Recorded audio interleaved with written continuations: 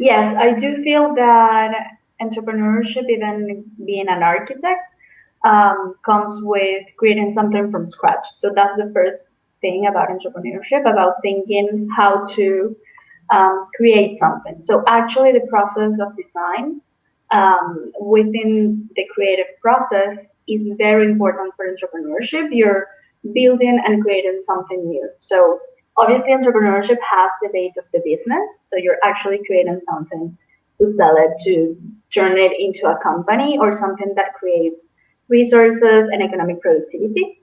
But the process that you find in the creative career or within your background are extremely important to this process.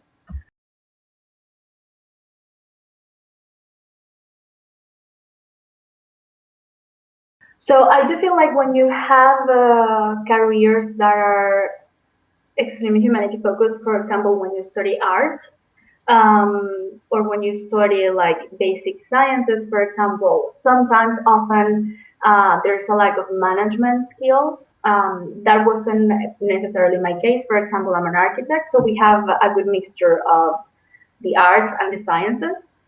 Hmm. But I do feel like in careers like arts history or curatorship or Literature. design, yes, literature, philosophy, and Hmm. all of these things that are related to the humanities, there's often a lack of management. So when you graduate, then actually management helps you manage any process.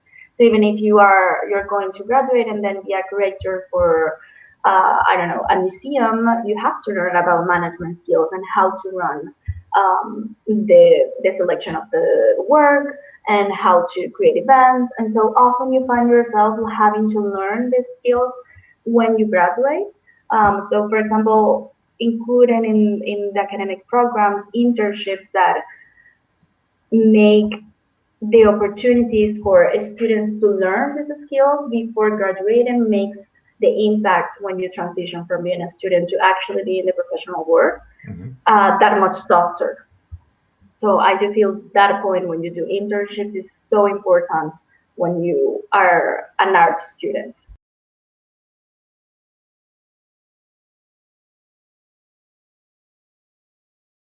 I graduated being an architect, but I started to work in a laboratory of applied research in architecture, and so I had the opportunity, the amazing opportunity, to be project manager there, and then do project coordination and run the editorial unit. So ever from the moment that I left the university, I had already 3 years of experience where I was leading teams and I was leading projects. And so that actually made me feel capable of running something for myself. And then at that time, I was able to identify this need that was that funding is very hard. It's a very complex process in any sector.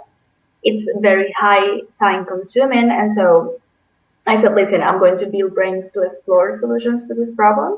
But I already had the managerial skills because I had the opportunity to run teams. So I ran teams from constructors, from designers, architects, the people who does the administration and all the accountability. And so that actually gave me the confidence to say, listen, I'm able to do this by myself.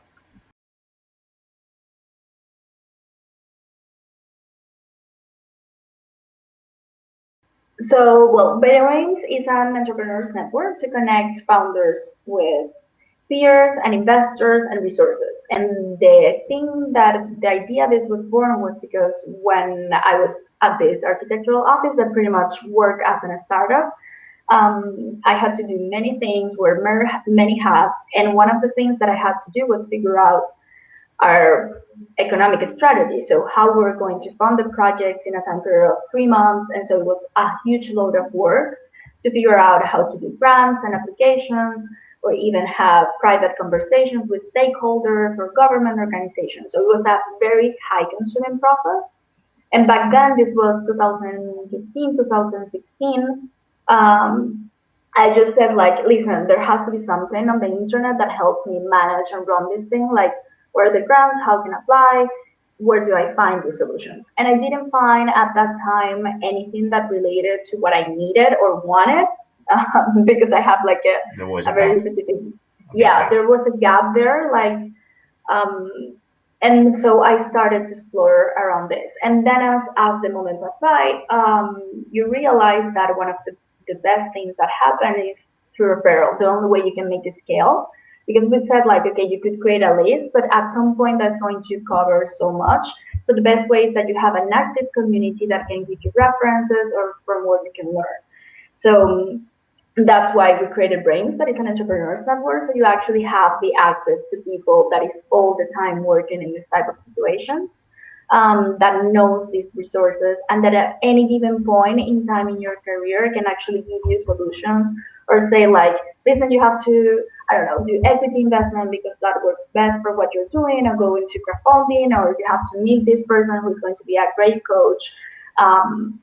So there's a lack, especially in Europe, to have a place where you can say you're just going to find founders, you're going to find talents, you're going to find investors and organizations that are supporting entrepreneurship. And that's what brAIMS is about, to bring all these people into one place.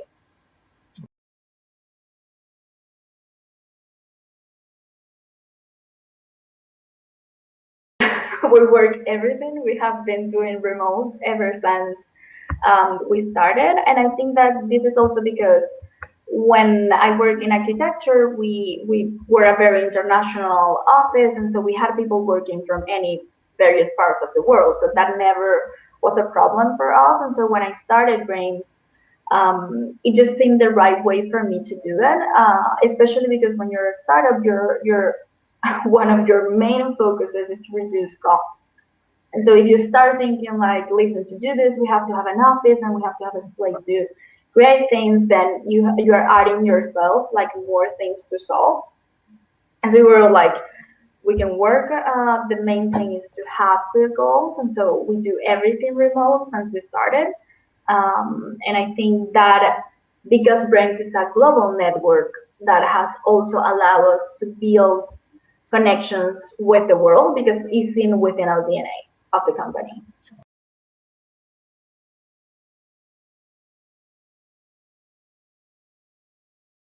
brAIMS, we have bootstrapped the company so far, so we have done everything with our own resources, um, which for us right now is time and just building and just doing it, using all of our skills there. And for example, for building or for hosting our services, we have done accelerator programs. So we have now there's thousands of people. You have credits from everywhere. You have credits from Amazon, from Google, from Azure, of Microsoft. So it's very easy nowadays to start building something, and that's what happens.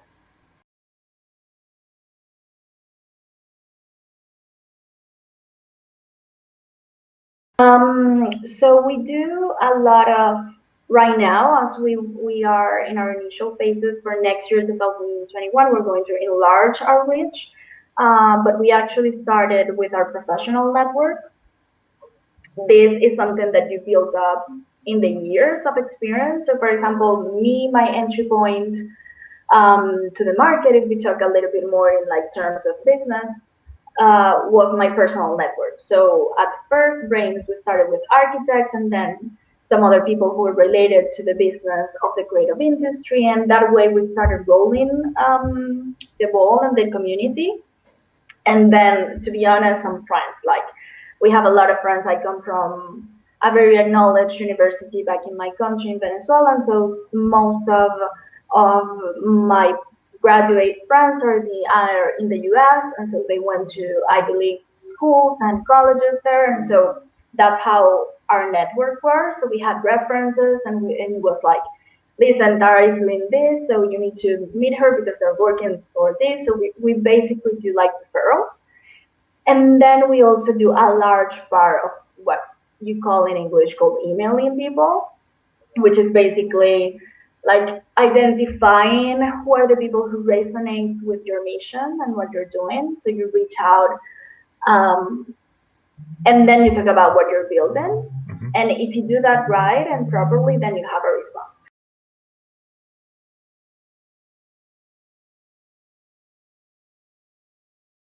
Open with Yeah. uncertainty and risk. I would put that as a first. Mm-hmm.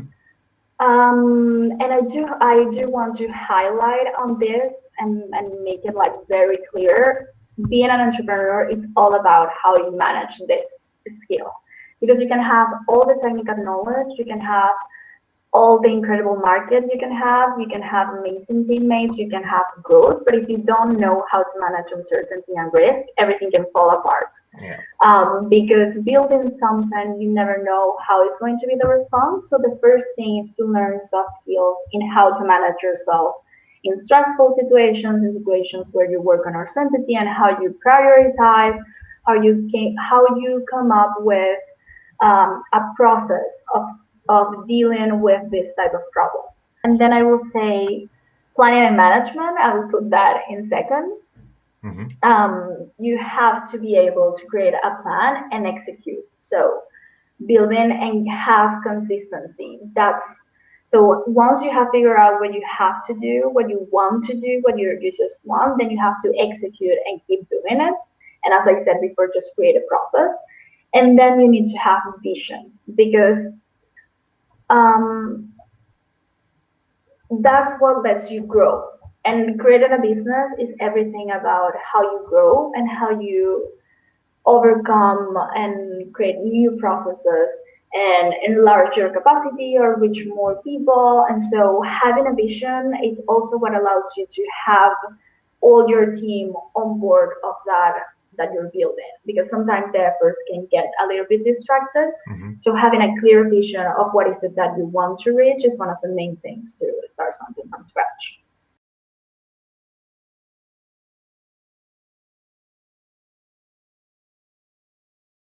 Surprisingly, and I think a lot of people in the tech business can say this. And sadly, coronavirus has been an incredible opportunity for any digital business there is nowadays, Mm-hmm. because it left us the only way to be connected. And so that created an incredible timing for us to connect people. So, for example, one of the main things that we did here was connect founders to investors. And before COVID, investors had this way of let's go have a drink, let's go have a coffee so we can meet and talk. It's these human relationships, like everybody does that. You went out to have a coffee with someone if you were to start a relationship. Mm-hmm. And so now with and they were kind of they didn't do that much like of the video call thing. And so now with COVID, that came like the main way to connect. And so they also realized that they were missing a huge opportunity because you were missing deals that can come from any part of the world. So we have seen also a very important increase in cross borders investments. And so now we see that investors are more open to talk about a company, for example, that is not in the US, but that might be interesting for them because it's also like to create a way you know you can do follow up and manage this type of relationships by distance. And so for us, COVID has come with a lot of opportunities. It also has come with some challenges because all of the situation. And the stress of being working just by home and just the entire society heaviness that we all have been facing. And that's also something that you need to realize when you're working because at the end we're people. So stress management and productivity. There's also like this very interesting data that people before work 8 hours and then they had the time to disconnect from their work. And now with the situation of COVID, then you work longer hours actually than you did when you went to your work. And so just having that time of going to the work and use the metro or walking there and then disconnect yourself and come back, it was a good opportunity for people to unplug. And so that has been a challenge also for us, but most of it has been an incredible opportunity.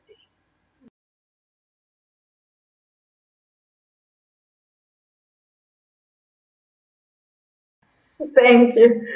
Thank you. Tell us about this. Yes. So we were invited. I'm actually part of a community that's called Alpha, which supports female founders.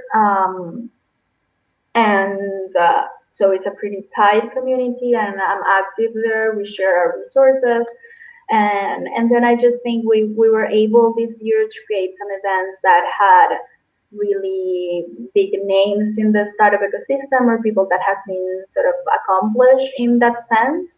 Um, and so this journal just contacted me to do the feature on our work, and it was very exciting just to be put into that frame reference of one of the 15 females to watch in 2020, because it has been a very challenging year for a lot of people, and there's so many founders doing amazing things. So it was definitely a great surprise for us, and we think I've always say like success is very relative, but acknowledgement and recognition is something that you always have to be thankful for, because we do put a lot of work into what we do, and so it's nice to have someone to acknowledge the work that you're doing.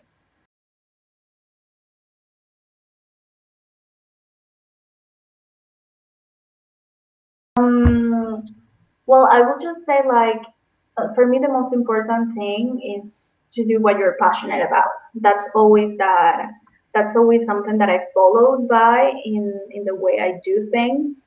For me, I find it very hard to do something I'm not passionate about, or for energies into something that I'm not passionate about.